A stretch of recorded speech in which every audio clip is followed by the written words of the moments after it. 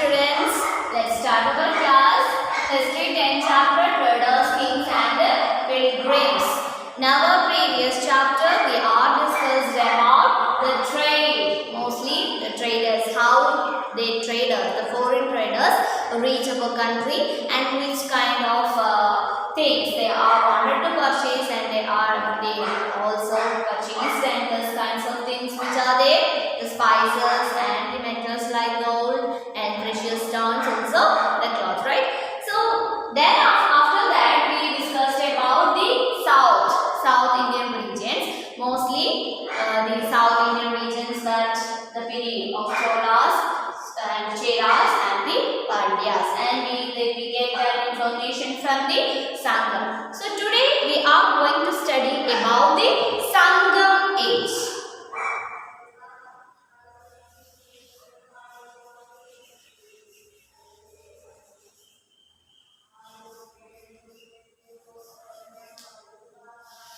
The Sangam age. So we know that in Sangam, that's also a previous thing, that is previous text, or like they are the Sangam period, that is in our previous class, in our previous chapter also we discussed about this Sangam period. So we get some information in South regions, we get that is from the Sangam. That is also a most oldest collections of songs on the poems. Okay, so what do you mean by the Sangam? We can check what do you mean by the Sangam. Sangam in the Iron Age like roots of the golden period of the South India from 300 BC and to the 300 AD, popularly known as the Sangam age. So we can say that in South India from 300 BC to 300 AD. In South India,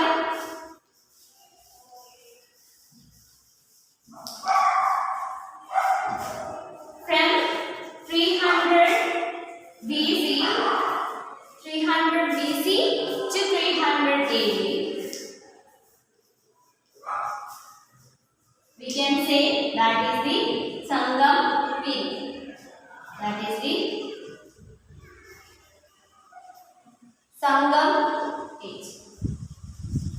Okay, so in South India from 300 BC to 300 AD, we can say that is the period, that is the age of Sangam, or the Sangam age. That is the Iron Age, means mostly we know that is the period, that is the Iron Age, like roots of the golden period of South India. We can say that in this period, actually that the golden period of South India, the golden period of South India. Period, that is the golden period of South India. So we get the South Indian kings and the kingdoms, the new kings and the kingdoms, the coastal life of the coastal areas and that particular region. So we get that kind of information from the Sangam poems. We get that is the information from the Sangam poems. So we want to study about the Sangam. What do you mean by Sangam, the Sangam age and the Sangam literature? Okay. So in the Sangam age, we can say that from 300 BC to 300 AD in South India, that is the age of Sangam, or that is the time period, that is the Sangam age. Actually, this time is the golden period of South India. Why called the golden period of South India? We know that the most powerful and most important rulers has also ruled in that particular period in South India. That is in the rulership, or then the kingdoms, the Cholas and the Cheras and the Pandyas, right? So the rich poetry of the reflects of the glory of the Tamil culture and society.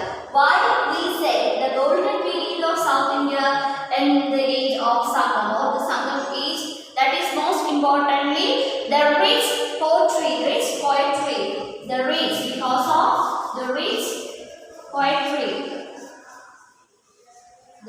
poetry and the artworks, also the craft and the artworks also included in this period. Because of that, we can say the golden period of South India, that is the Sangam age, the rich poetry of reflects these kinds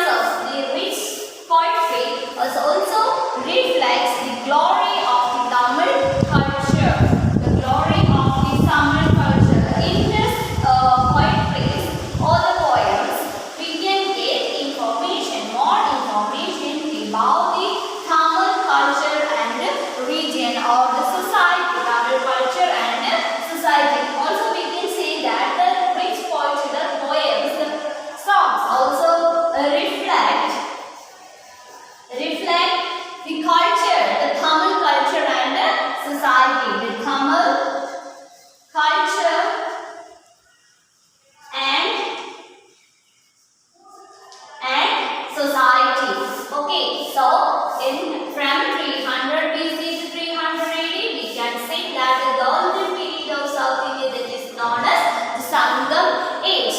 In the Sangam age, the rich poetry also reflected the Tamil culture and society. And also the Tamils had good connects of trade relations with distant lands like Rome and Cambodia. So the Tamils, the South regions, mostly the Tamils had good contact or the relation, the trade relation. The Tamil had good contacts and trade relation with foreign countries like Rome and Cambodia. They are the Tamils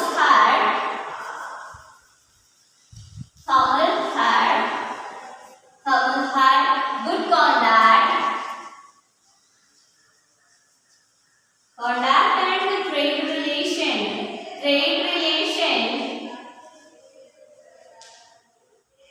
with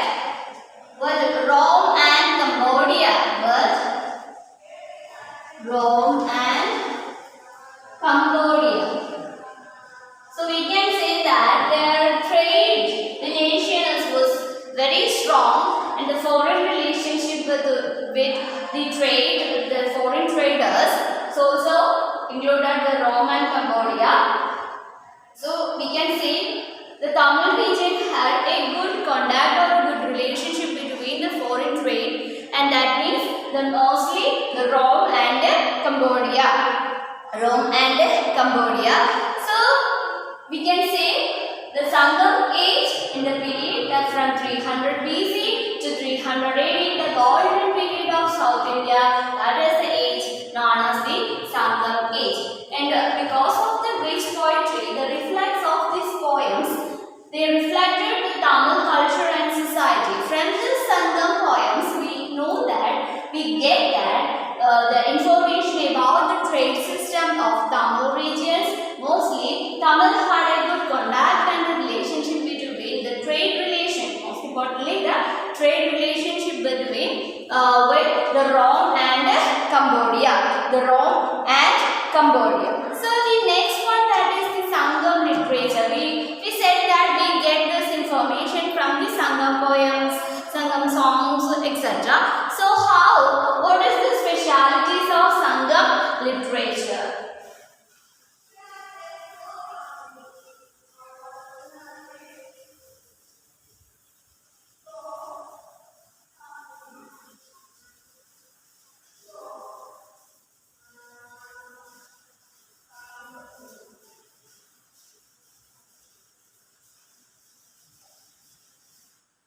So the next one, that is Sangam literature.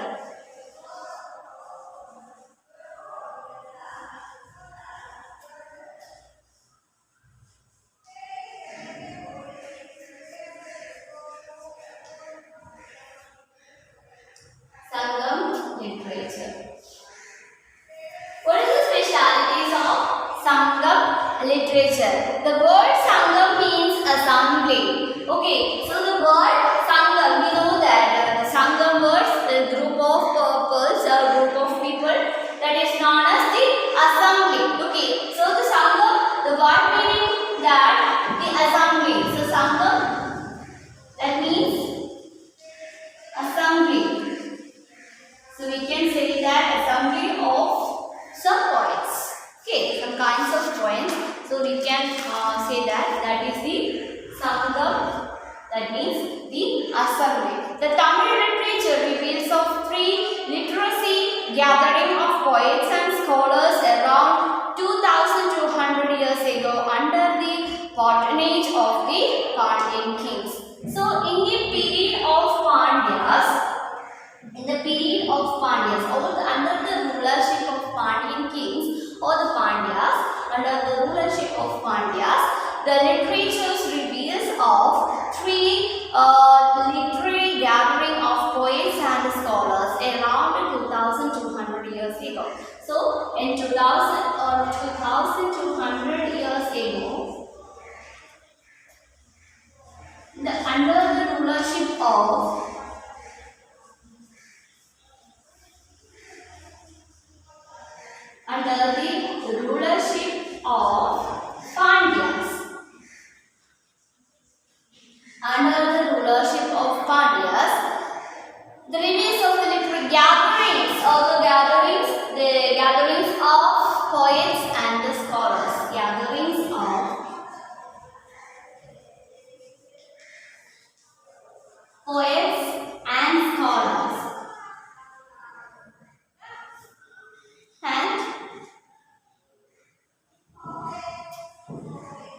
scholars is known as the Sangam. Is known as the Sangam. So the Sangam literature, we discussed about the features of Sangam literature.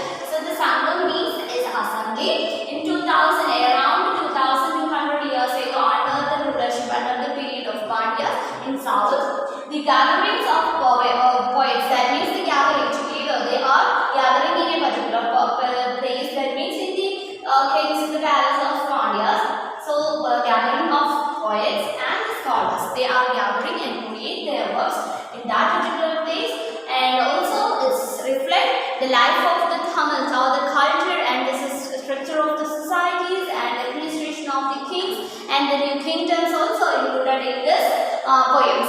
And of the second assembly, the first one we know that the Pandya kings of the, that is the first assemblies of Pandyas under the rulership of the Pandyas.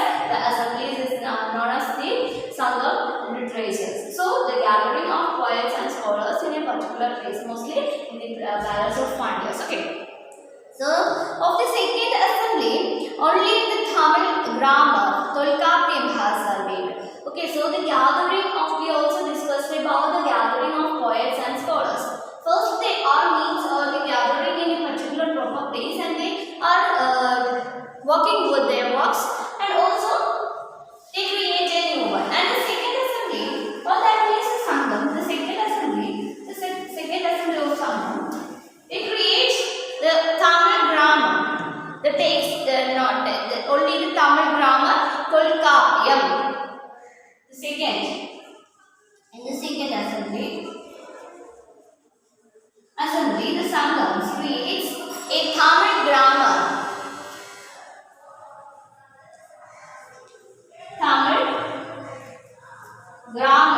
Text that is known as Tolkappiyam.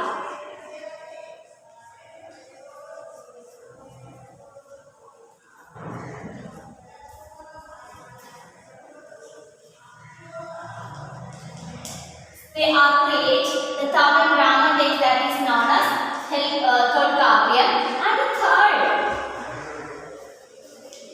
And the third assembly, the Sangam poets create another works, that is, and the third assembly at Madurai to create over 2000 poems together, which is called the Sangam literature. So what do you mean by Sangam literature? The third assembly, they are the poets and scholars gathering in Madurai. We know that the Madurai is the capital of Pandyas.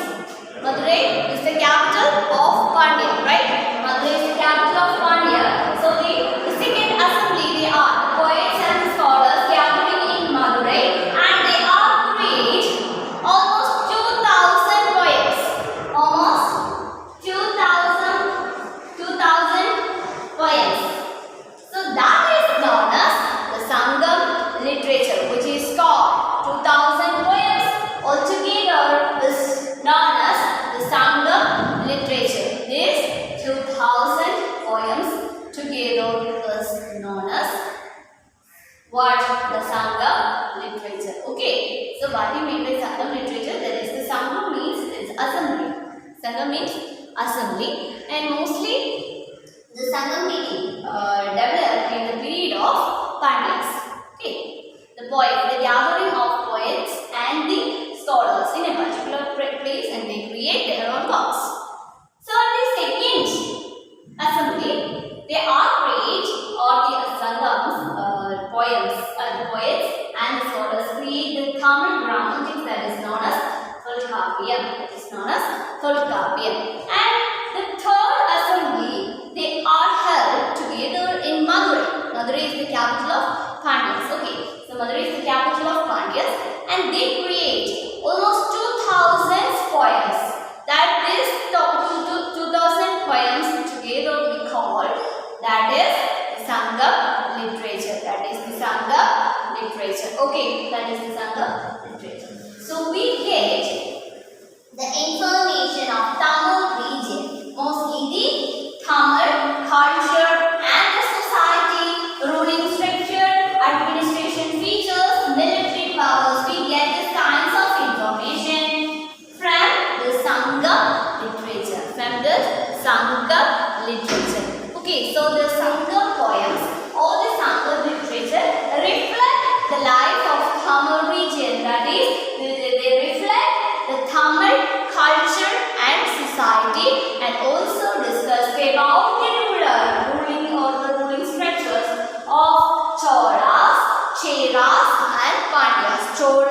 Chera, Pandya are the most important ruling families in South. Okay, next we are going to study about the story of the Silk Road. The story of Silk Road.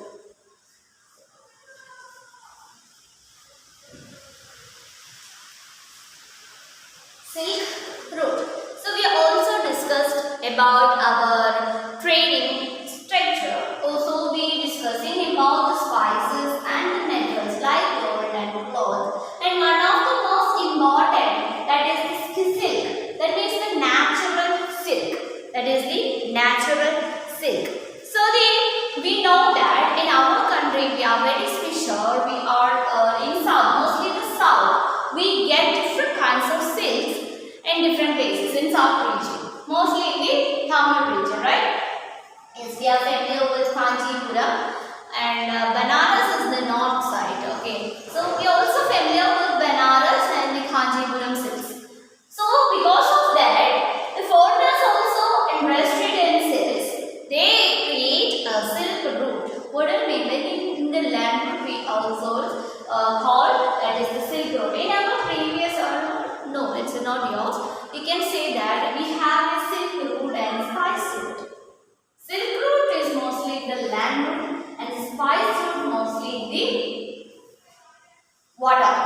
Means the foreigners, the foreign traders was using the travel with the oceans or the water ways. They are reached in our country by boats or ships, etc. So that route for collecting or the purchasing of spices. Because of that, we can say that is the spices route. And silk route, that means mostly in the north and south regions are connected with this route, and also we have a trade with China and other Arabian countries and Turkeys in the land areas, because of they are wanted to purchase these kinds of silk in our country. So that is known as the Silk Road. Okay, the rich colors of silk as well as its smooth texture. We know that the silk, the quality of silks we can identify with the softness and the color and the shyness, right? So actually, silk is one of the costly textiles in our country. We get pure silks and artificial silks. So most of the foreign countries, the foreign traders wanted to purchase the natural silk. So because of that, the glossy and rich colors of silk as well as the smooth structure, you know that as the silk was very smooth and make it highly valued fabric in most societies. Right, so because of the structure of silk and the color of silk, they wanted to collect this silk. So it's create a huge demand for silks. And making silk is a complicated process, because it's a natural silk. We know that the silk coming from the silkworm. Silk coming from the silkworm, that is called the natural silk, right? That is the natural silk. So the artificial silk is actually there's not quality. There's not that much of quality between the natural silk. So the making process of silk is very complicated. Though silk has to explore from the silkworms, right? Yes. Cocoon silkworms, that is known as, we know that the silk coming from the natural silk. The natural silk coming from the cocoons of silkworms.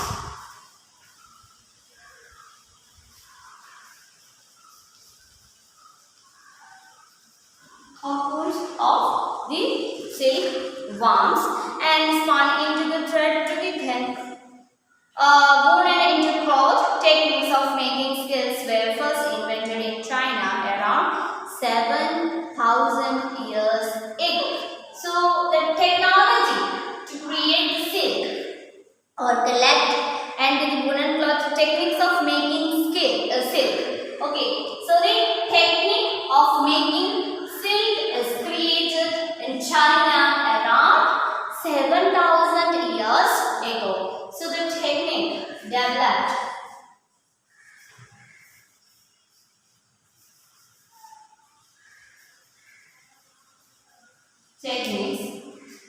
For what? Making silk. Developed China around 7,000 years ago. 7,000 years ago, while the methods remaining closely gathered secret of for thousands of years, some people from China who went to the distant lands to food, horseback and on the camels carried silk with them. The path they followed came to known as the Silk Route. That is known as the Silk Route. So we know that what do you mean by silk? Silk Route, that means the China paved that route. We can say that from China, they are the technological developer of that to making silk. And around 7,000 years ago, some Chinese peoples had carried this silk and traveled distant lands or distant places, different places. For what? For selling that product, selling the silk in different countries. So they used the land way. They used land way, or they traveled on work or the food, or they uses horses, cattle, etc. for selling their silks and for the land with the land routes. That route is known as the Silk Road. That route is known as the Silk Road. So what do you mean by Silk Road? That is the Chinese peoples coming from China, and they are going to different places for selling the silks. They use the land route for traveling by foot or horses or cattle, etc. That route is known as Silk Road. That route is known as Silk Road. And sometimes Chinese rulers send gift of silk to other countries, other rulers in Iran and West Asia. So sometimes the rulers of China, they are gifted this kinds of silks from one place to another. They gift another rulers in the most of the places like Iran and West Asia, and from there also collect this kinds of gift from there. And the knowledge of silk spread farther west about 2,000 years ago, and the rulers and rich peoples in Rome also wanted to fashion it and wanted to collect these kinds of silks for their clothing and for their clothing styles, and it was the way from China along dangerous routes, and they maintains the deserts. People living along the routes to demand payments for allowing traders to pass through. So the China created these routes for traveling one place to another for the silks. So after that, the spreading of these silks, after the quality versus quality of and the uses of spreading the uses of the silks, Roman traders or the Roman kings, the rich peoples also wanted to collect this silks, and they also use this routes that the land routes from to the Chinese, from this is to the China. So they also wanted to create a good trade system in that particular place. So the Chinese are also collected along the routes of demanded or payments for allowing traders to pass through. So the Chinese, they demanded the payment. They used the payment for traveling those areas or that route. So they create a new trading strength or trading system in their own way, in that with the help of this Silk Road. Look at your page number 84. You can see 84 and 85. Look at this. You can see the silk routes. Where is this? Under the routes where under the control of Chinese rulers, it shows the brown color. Look at this. The brown color routes also controlled by the Chinese. Look at this. You can see the brown color routes also under the control of Chinese rulers. Okay, so that is the most what this is routes. Chinese, Indian, Iranian, Arab, Greek and Roman traders participated in these exchanges. So we can say several kinds of rulers and several countries also involved these kinds of trade routes. Okay, so this is on the what the major routes under the control of Chinese rulers. Under the control, they create the way that is known as the Silk Route, and also other countries wanted to use that use that particular route. So they are wanted to pay, or the Chinese also create a payment or demand a payment for using that particular land. And that is the routes. We also saw that different kinds of that is the brown color routes. Maps, and you can see the page number 84, 85. The route map, the brown color routes also shown under the control of Chinese kingdoms. And the rulers, some kings tried to become, they could be benefit from the taxes. So we know that the other countries also use this route for traveling, for the trade, but the Chinese demanded the payment for that route, and also they are also collecting kinds of taxes from these routes. And this was because of they could benefit of taxes. Tributes and gifts that were brought from the traders and traveling along the route. So they create the payment. And they also wanted to collect taxes from the other country, or the other traders also wanted to use that route. So the Chinese also wanted to demand the payment of that particular route, and also they are collecting taxes in different forms. Maybe it's from the gift from these traders and the rulers, and the return they are often protected to the traders who passed through their kingdoms from attacks by robbers. What is the get back to the give back then? What is the addition? What is the contract between the China and the other rulers or the other traders? The traders also wanted to use that Silk Route.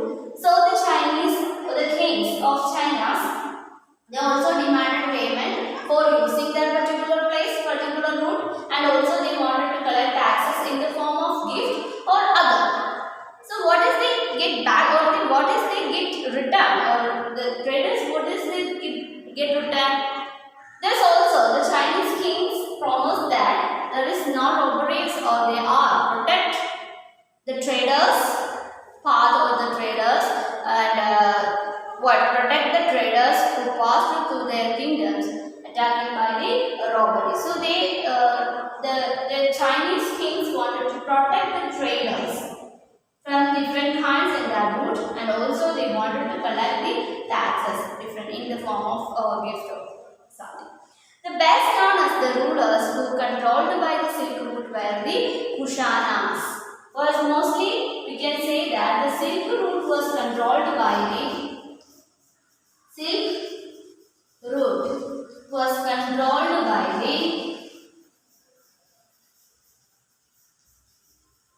Kushanas.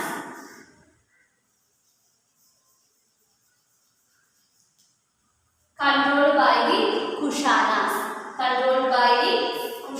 The Silk routes was mostly controlled by the ruler, the kingdom that is known as the Kushanas. The Kushanas was controlled by the Silk routes and who ruled over a year ago in all the Central Asia and the Northwest Asia, India around 2000 years ago. So he controlled the Silk route, and also he ruled, or the Kushanas were ruled Central Asia and Northwest India. They are ruled by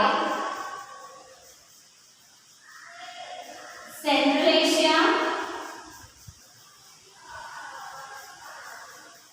Northwest India. Northwest India, and also it's around 2000 years ago. Around 2000 years ago. Okay. Okay, so what do you mean by Silk Route? Who create? The Chinese, the kings of China. So the Chinese creates the land route for carrying the silks one place to another, or the land to different landers. Because of that route is known as Silk Route. And also other foreigners countries or the foreigner traders wanted to use that particular route, and in that case the Chinese is also demanded the payment for the using of that particular route, and also they collect taxes in the form of gift or other, and they providing the service to the take caring of that traders. And the Silk Route mostly controlled by the Kushanas. The Kushanas ruled by the Central Asia and the Northwest India around 2000 years ago.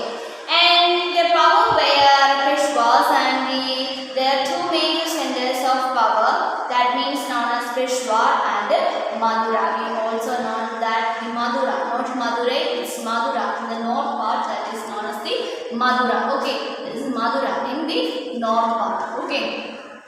So there are two major centers of power. There is two major centers of power.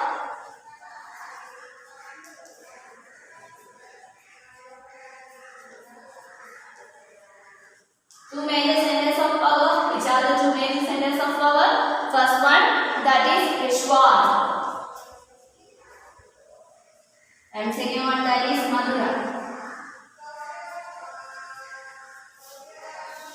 Madura, okay. Second one, that is Madura, and Texla was also included in their kingdom. During their rule, a branch of Silk Route extended from Central Asia down to the seaport of the mouth of the river Indus, from where silk was shipped westwards. Because of the expansions of this Silk Road, also silk wanted to reach the foreign countries, and mostly they are also the silk also going to route expansions and the rivers, with the rivers and with the sea routes also included in the for the exporting of silk. And the Kushanas were among the earlier rulers of the subcontinent in the issues of gold coins, also because of the trade, or the silks, the trade of silk or the exports of silk. The Kushanas, one of the most important rulers in that time in particular region. So Kushanas also issued gold coins. That was the first kingdom to issue the gold coins. The Kushanas created gold coins. Okay, the Kushanas issued gold coins. The Kushanas was the first kingdom to issue the gold coins for the trading activities, and these were used by the trading along to the skill or the silk route, or the skill is silk route. Okay, so because of what? The trade. Because of the trade. Okay, because of the trade, the Kushanas issued the gold coins, and they used these gold coins into Silk Route. Okay, so what do you mean by Silk Route? The Silk Route is made by the Chinese, and the Chinese wanted to travel with the silks in different landers. They created a new route that is known as the Silk Route. Because of this Silk Route, that the trade route was so easily, they can reach in different countries and easily. Because of that, the other foreign traders also wanted to use this route. At that particular time, this Silk Route under the control of Chinese rulers, so they also wanted to demand payment for use that particular route, and they collect taxes in the form of gift of other things. And what is their return? And they are responsible to take caring of these traders from the robberies and any kind of attacks in Silk Route. That is their purpose. And also, mostly the Silk Routes are controlled by the Kushanas. Kushanas also ruled in the Central Asia and the West, right? Northwest in India around 2000 years ago. Under control of Kushanas, the Silk Route created changes in the trade system, and they are using the Silk Route for their making revenues. They are making revenue making system. And also the Kushanas issued the gold coin. Kushanas was the first kingdom to use issued gold coins for Silk Road. There were two major center of powers, which are they? First one is Vishwa and the second one is Madura. We know that Madura is one of the most important trading center and the trading route of our country. Okay, so these are the most important information about the Silk Road. So what do you mean by Silk Road? Silk Road is under the control of Chinese rulers and they created a route for traveling one place to another with the silks, that is known as Silk Road. And also to making silk, in the technology is also invented from China. They are using this technology around 7,000 years ago. And also the structures and the uses of silks also created huge development of trade. So because of that, most of the silk route under the control of Chinese. Okay, so these are the major concepts for today. Next one, that is the spread of Buddhism. So we will discuss in our next class. Okay, so take care of yourself and read your text.